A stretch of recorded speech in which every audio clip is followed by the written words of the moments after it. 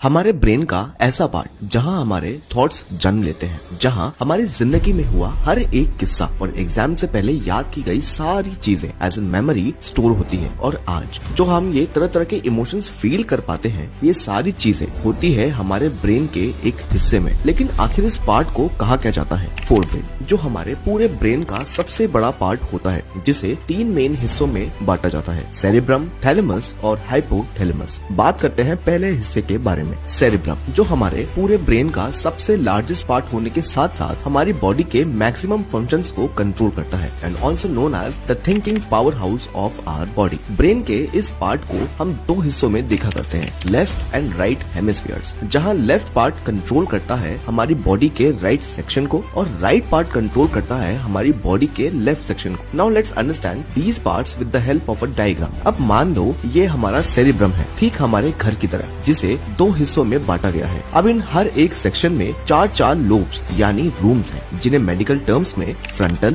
Parietal, temporal और occipital lobe कहा जाता है। अब अगर हम इन 4 लोब्स यानी रूम्स के ऊपर एक छत डाल दें, तो इस छत को कहा जाता है cerebral cortex, also known as the outer covering of the